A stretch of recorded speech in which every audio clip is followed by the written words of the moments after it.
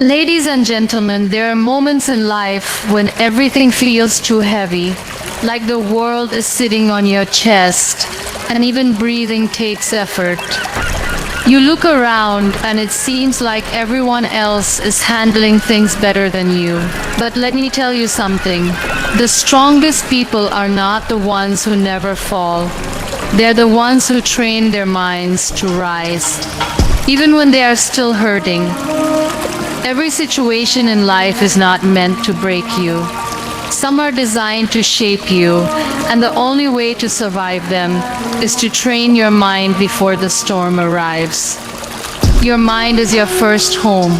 Build it strong before life shakes your walls.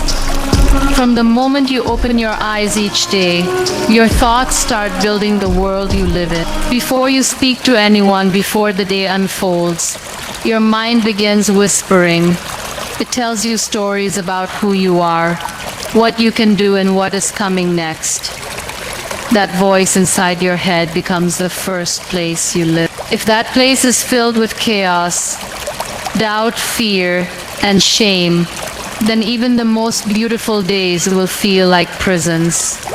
But if that place is calm, focused, steady, and kind, then even in the middle of pain, you will have peace. Building a strong mind does not happen by accident. It is not a result of just reading a book or hearing one motivational quote. It is a daily practice, a quiet decision you make every morning to be in charge of your inner world, no matter what happens outside. And this is not about being fake or ignoring your feelings. It is about knowing that your mind sets the tone of your life. So if your mind is your home, ask yourself, is it a place you feel safe in, or is it constantly attacking you? The strength of your mind is not measured by how much you know. It is measured by how you respond when things do not go your way. Think of a house built on weak foundation. When the storm comes, the walls crumble. But a house built with care, with layers of protection and support, will stand even when the winds scream. That is how your mind should be. A place where storms can hit, but peace stays.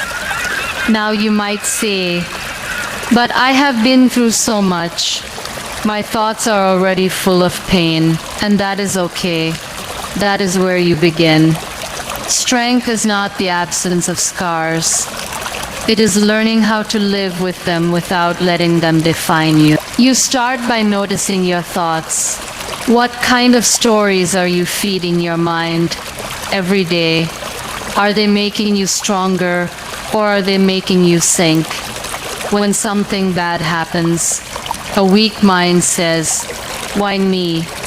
A strong mind says, "What now?" That shift alone changes everything. One is a question that keeps you stuck. The other is a doorway to growth. You train your mind to stop asking painful questions that have no answers, and instead start looking for the next step. You do not need to see the entire staircase. Just the next step is enough. And you practice not just in big moments, but in small daily things.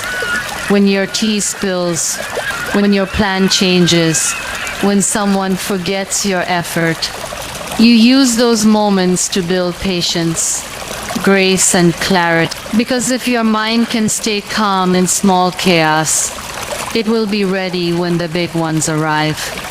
Strong minds are not loud. They do not argue to prove their worth. They do not panic when things shift. They observe, they breathe, and then they choose their response. Not out of fear, but out of wisdom. And that wisdom, it comes from training, from falling and rising and falling again, until your mind knows this fall is not the end.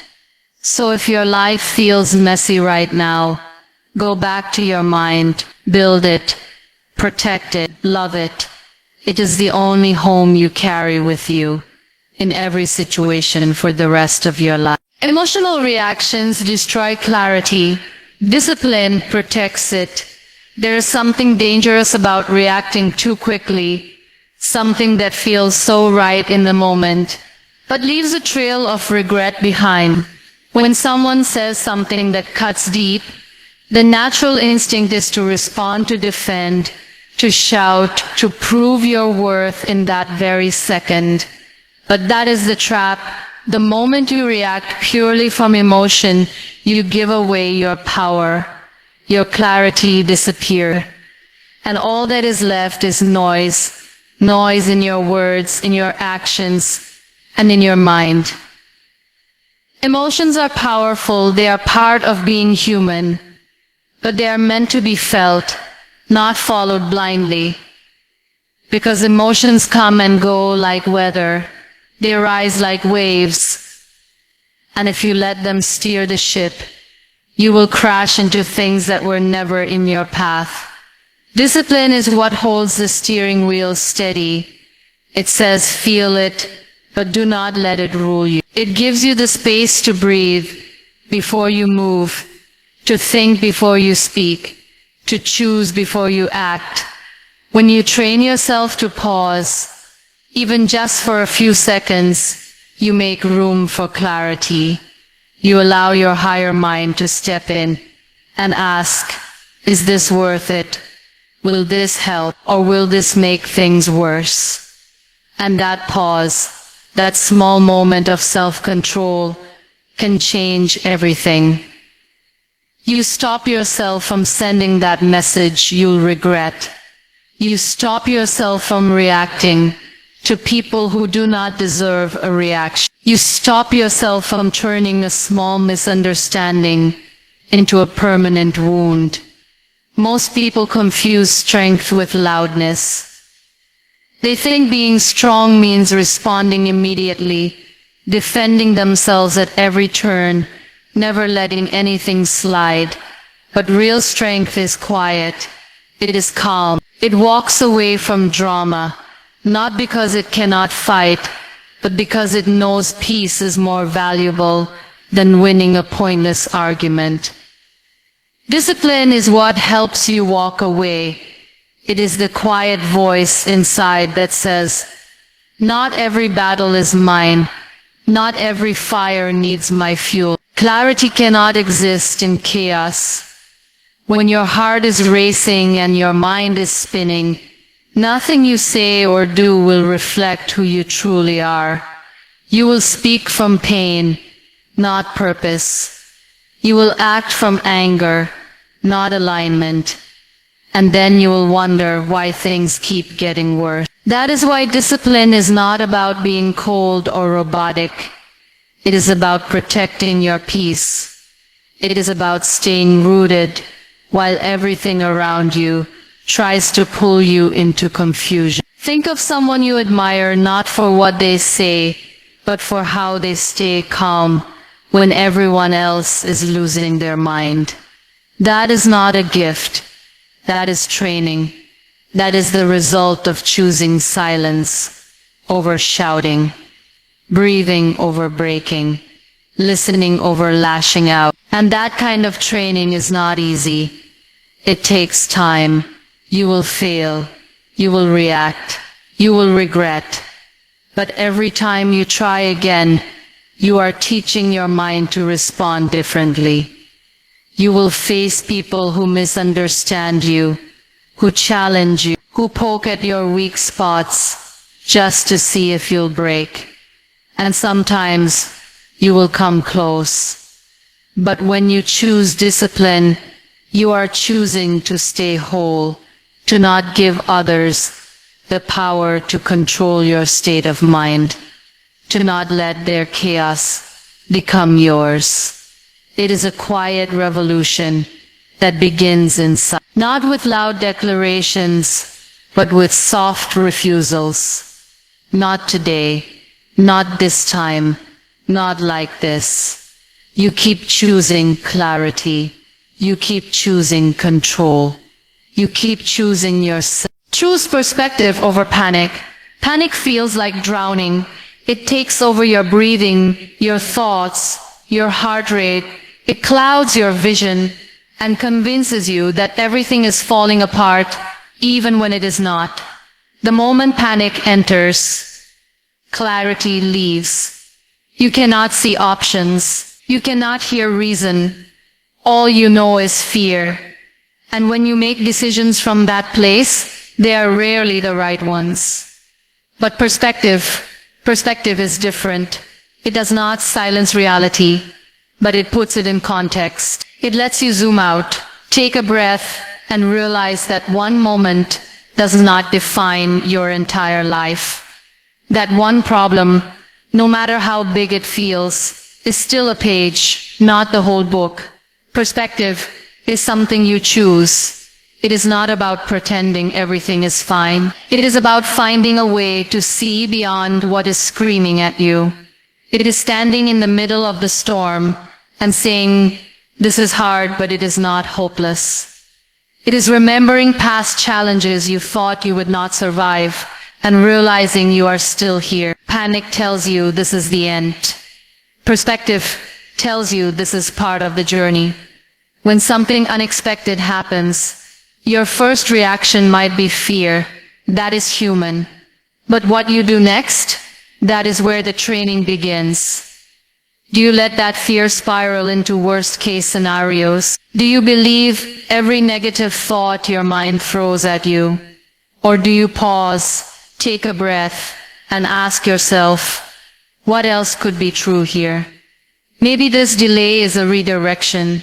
Maybe this failure is a teacher.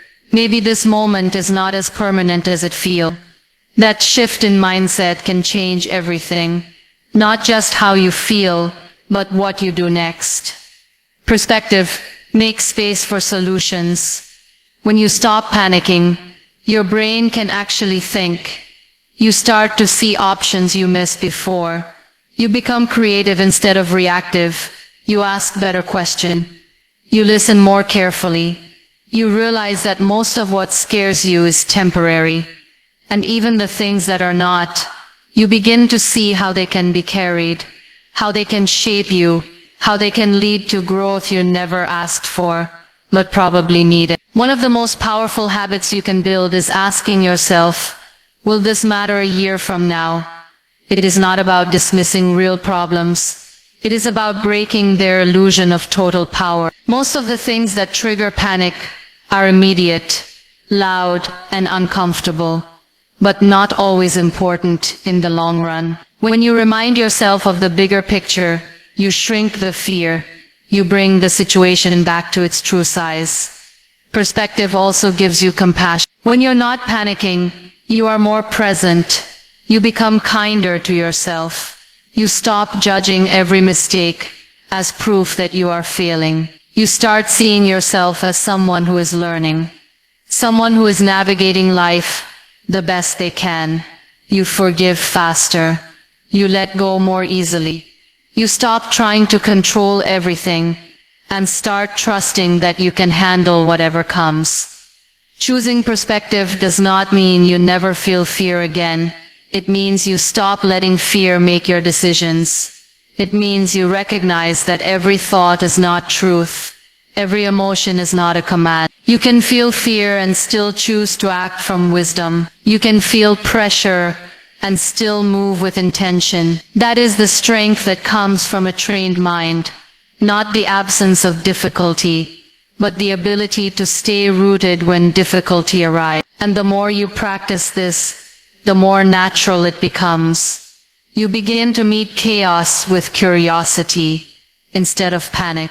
You start asking, what is this moment trying to show me, instead of why is this happening to me? That shift turns pain into purpose, confusion into clarity, and fear into a stepping stone instead of a wall. Detachment is strength, not indifference, but mastery of emotion. There is a quiet kind of power that comes from not letting everything affect you.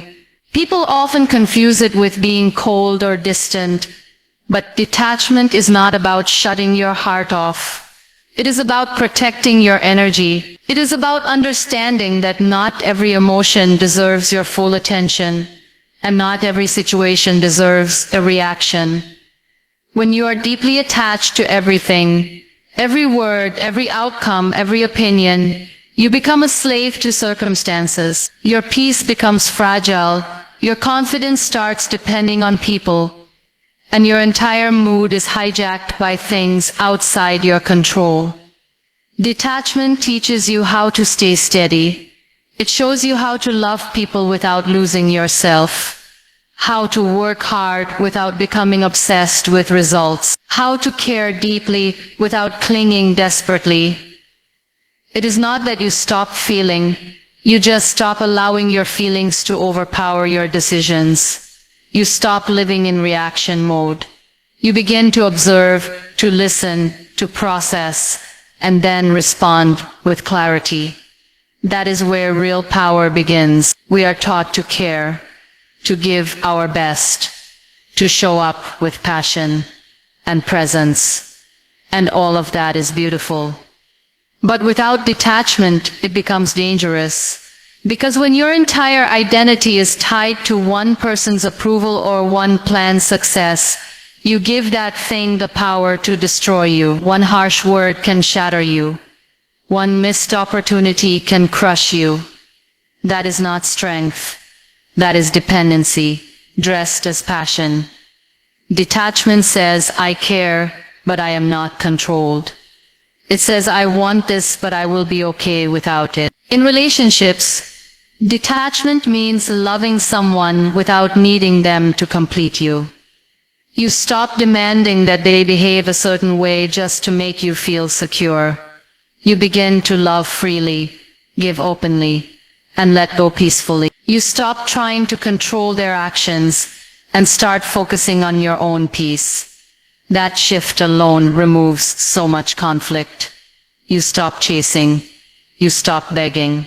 You stop overthinking every message, every tone, every silence.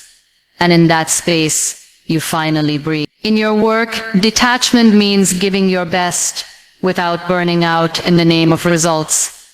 You stop tying your worth to success or failure. You learn to enjoy the process, to grow from the journey, without obsessing over the destination. You do your part with discipline, and then you trust. You allow life to unfold. This does not make you less ambitious. It makes you more powerful.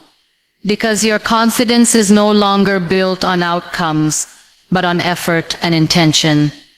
Emotional mastery is not about pretending you feel nothing. It is about knowing what to feel, when to feel it, and how deeply to let it enter. Detachment gives you the ability to pause and ask, is this mine to carry?